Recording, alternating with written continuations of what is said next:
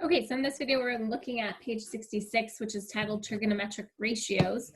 So in this page, we are going to be solving for ratios. So just writing sine of an angle, cosine of an angle, tangent of an angle, and also solving for missing sides. So in this one, we have to kind of think about which trig ratio to use when we're doing that second half of the page. The first part of this, there's enough room, but it is a little tight here. So if you're doing this, I mean, you might need to go on to a different page or like add some work on a post-it. You do, if you print this out, have both pages next to it. So maybe use one to find AB and the other to find BC. Just because it is, I had to write really small on my paper, and I'm probably going to go off and have to write below when I'm writing on this because it's harder for me to write small on this screen. So for this first one, I'm actually not going to go in order of 1, 2, 3, 4, 5, 6. I'm going to do all the P ratios first and then all of the R ratios, because remember, if the angle, whatever angle is written here, that's telling you where theta is. So all of those have theta in the same location, so they're going to use the same labeling. So if theta is here, that means that no matter what, our opposite or our hypotenuse is 17. Again, because that's the largest side of the right triangle, right? In this one, we have all three numbers. We know the biggest number is hypotenuse. And then if theta is at P, that means that 8 is the side that is opposite of P,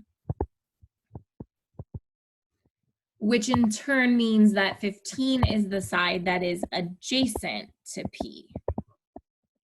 So I'm going to use this triangle to answer 1, 3, and 5 because those all have P. This is asking us to write it as a fraction, which is using the values here, and then as a decimal to the nearest hundredth. To the nearest hundredth, remember, means that you're going to do 2 decimal places.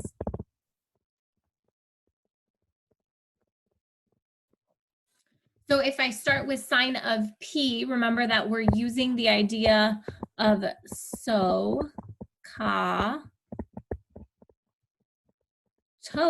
to help us create these ratios.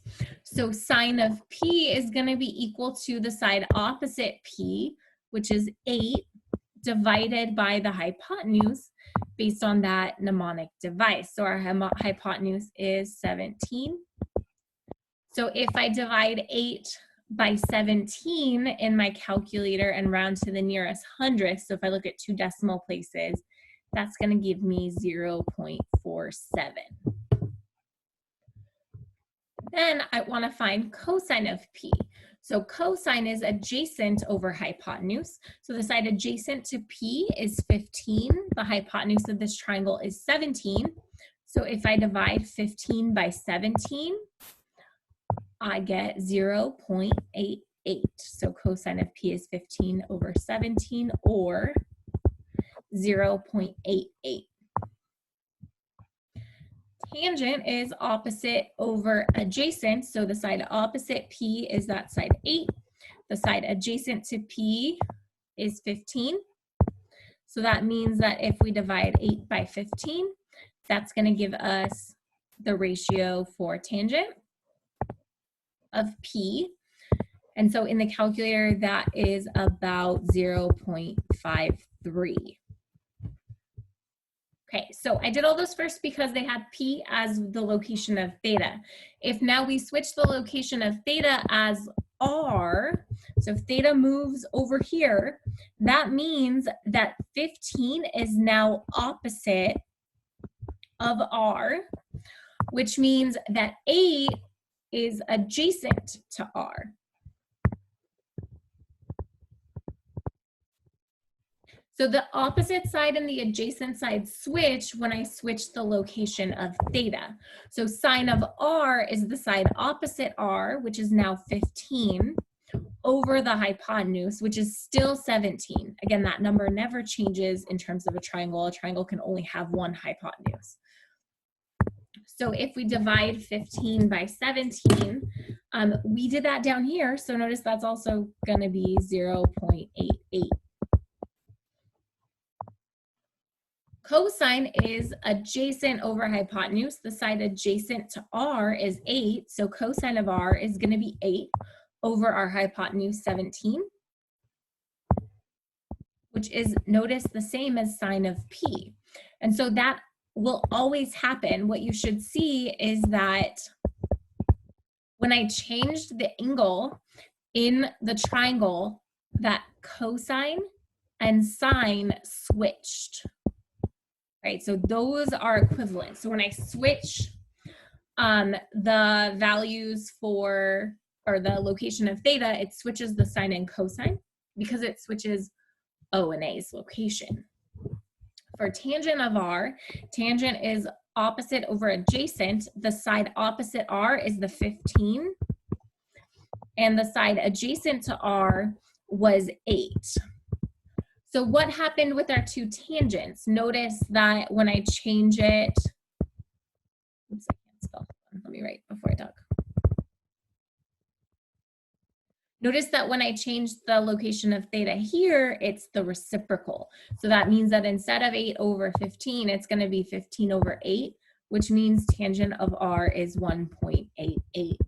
One thing that you'll notice as you're doing these trig function values is that sine and cosine are always numbers that are smaller than 1. So they're not going to be close. They aren't going to be anything except for 1 or lower.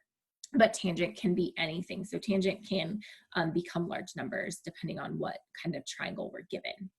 Okay, so if I'm given a triangle and I want to find all the trig ratios, there's really 6 possibilities. I can do sine, cosine, and tangent of each of the acute angles.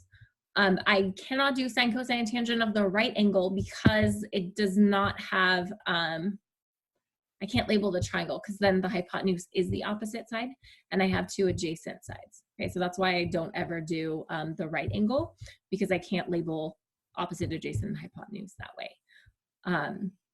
So the sine and cosine switch when I switch the location of theta, and then tangent is its reciprocal.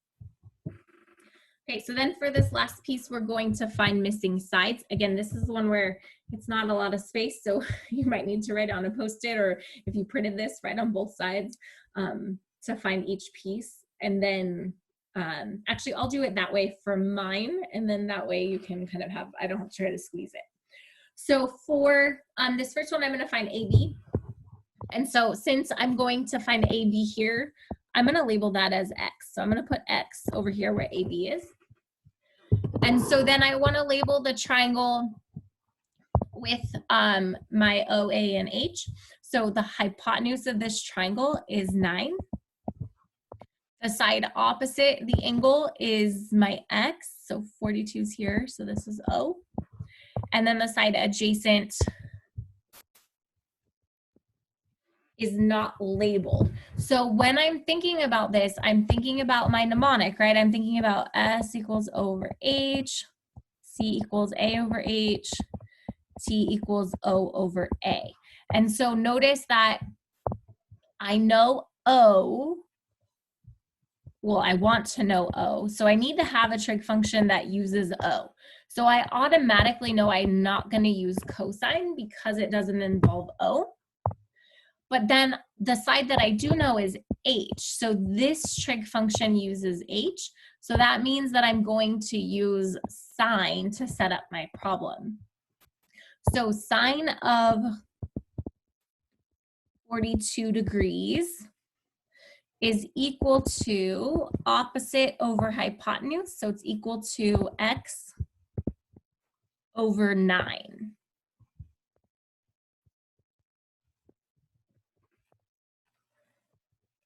So remember that we always want to put the sine of 42 over 1, and then we're going to cross multiply. So 1 times X is X, 9 times sine over 42. I'm not going to show the calculator in this video. I'm just going to calculate it. So if your values are different, you might need to ask some questions of me, like through Remind or email. So if I multiply 9 times sine of 42, that gives me about 6.0. So AB is 6.0. So I'm going to go over to the other one and relabel the triangle.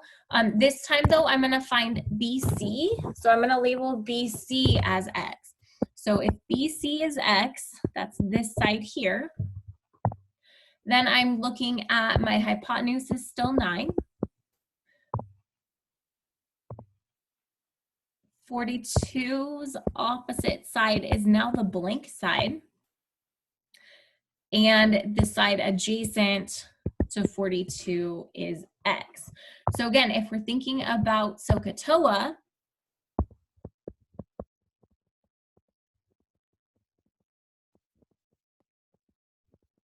another way that I can look at this that will get me the right answer right away, or the right trig function right away, is since I know absolutely nothing about the opposite side, that tells me I'm not going to use a trig function that involves O at all, which tells me that we should use the cosine function to solve for this. So that means that we're going to do cosine of theta, so cosine of 42 degrees, is equal to A over H. So A is our X, that's what we're looking for, over the hypotenuse is 9.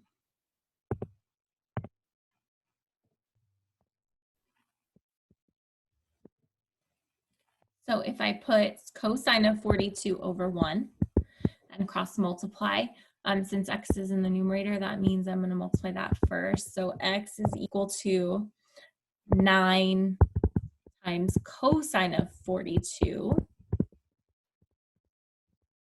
So I'm going to type that into my calculator, 9 times cosine of 42. And so that tells us that X is about 6.7. And so that was side CB, so BC. So that is 6.7 for that answer. Okay, so then let's go back to the other side and work on 8. So for 8, we're finding AB and BC. So let's start with labeling AB as X over here. BC is going to be X on number 8 on the other side.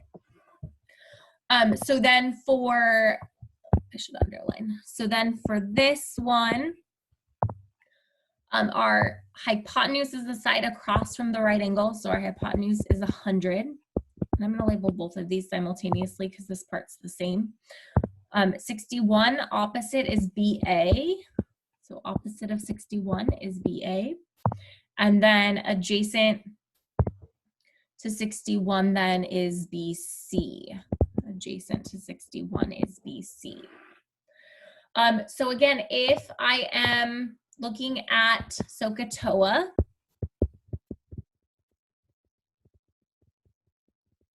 to determine which trig function I'm going to use. For this first one, the value that I know nothing about is A. So that means that I don't want to use a trig function that involves A. So for this first problem, I'm going to start by using sine. So sine of my angle is equal to opposite over hypotenuse. The side opposite is the X, and the side that's hypotenuse is 100.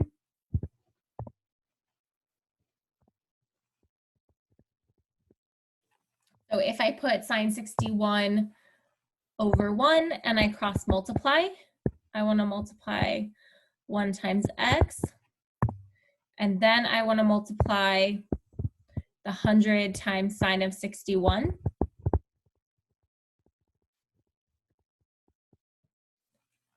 And then I'm going to type that into my calculator. 100 times sine of 61 gives me an X value of about 87.5. So side AB is 87.5. For the problem 8 on the other page, we're still going to look at Sohcahtoa to determine which trig function to use. So again, remember when we're doing this, we're looking for which side do we know nothing about, right? It's not labeled at all, it's blank.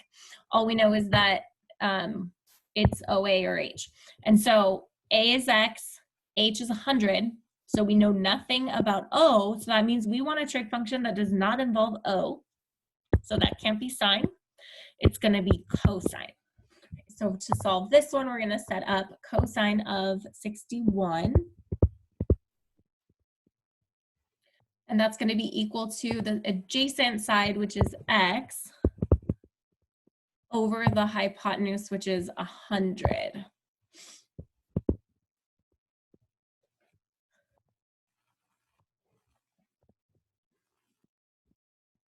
So if we put cosine of 61 over 1, and then we want to cross multiply to get x first, that's going to be this diagonal. So that means x is going to be equal to 100 times cosine of 61.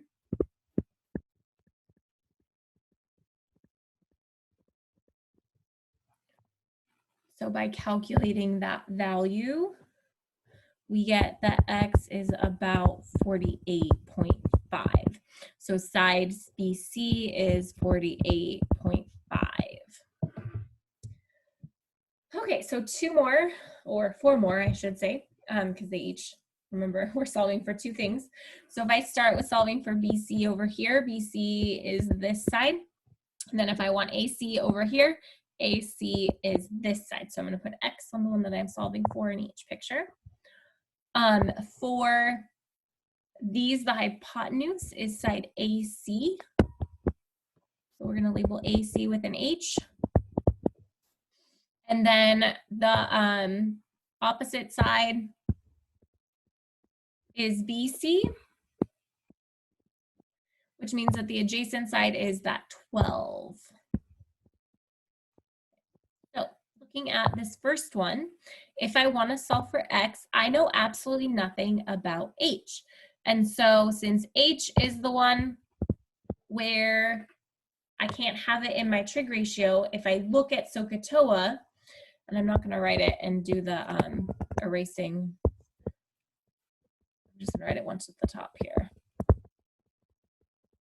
You've gotten the picture at this point. So which one doesn't have H in it? It's TOA doesn't have H in it. So that means that I'm going to use tangent to solve. So I'm going to use TOA here because it doesn't have an H. So tangent of my angle is equal to opposite over adjacent. So opposite is X over adjacent is 12. So if I put tangent of 63 over 1 and I cross multiply, I want to get the side with X first, which means I'm going to multiply 1 times X. And then that's equal to 12 times tangent of 63.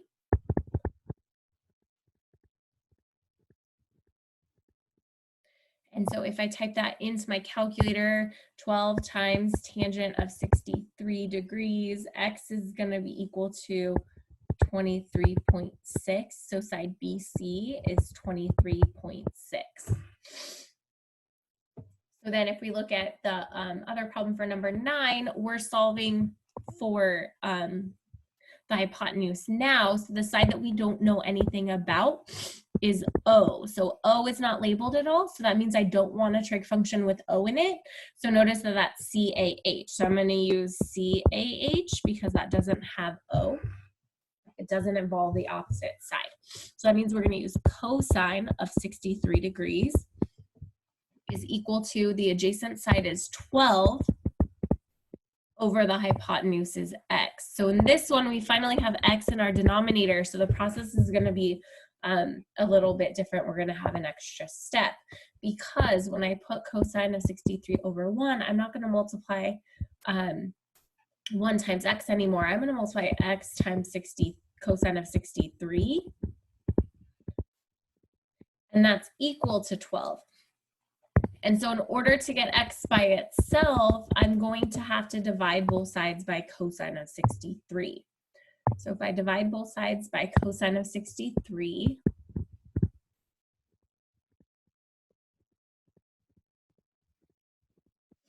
that gives us that X is going to be 12 divided by cosine of 63. 12 divided by cosine of 63 is going to give us about 26.4. So that means that side AC is 26.4. Okay, so in our last set, we've got a triangle where we want to find AB and AC. So in number 10, for the first part, we're going to find AB. So we're going to label that as X. In 10 on the right, we're going to find AC. So let's label that as X. And then for our triangle, the hypotenuse is the side across from the right angle. So that's AC. The side opposite 10 degrees is AB. And then the side adjacent to 10 degrees is BC, the side labeled 16.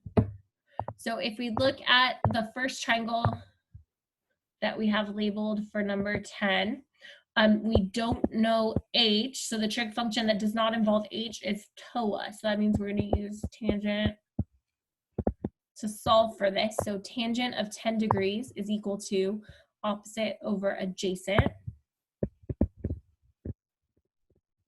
which is X over 16.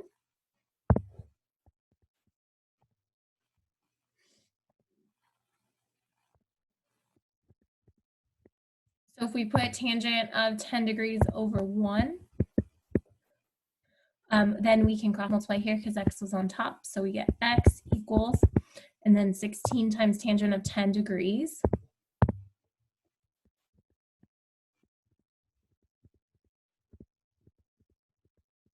And so if we calculate that, 16 times tangent of 10, that's going to give us 2.8. That means that side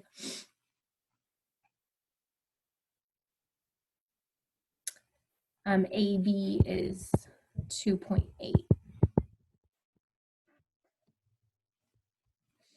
Okay, so for our final one, it switched to what was unknown. So the side that we know nothing about that's not involved in our problem is the side O.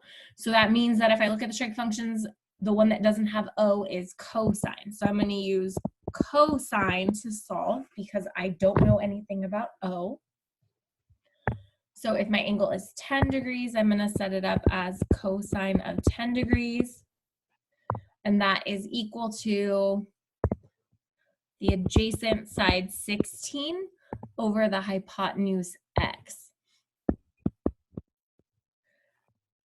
So for this one, since X is in the denominator, it's going to look a lot like 9 did right next to it. So if I put this over 1, I'm going to have to cross multiply with X times cosine of 10 first. So X cosine 10. And that's going to be equal to 1 times 16.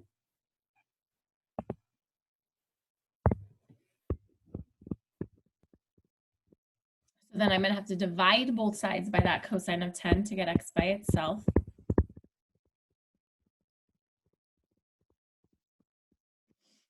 So then X is about 16.2. So AC is about 16.2. Okay, so remember that when I'm determining which trig function to use, I'm looking at which is blank. So is O blank, is A blank, is H blank? And that tells me that I want to use a trig function that does not involve whichever letter I don't have. And so that'll always eliminate 2 for me to use to solve.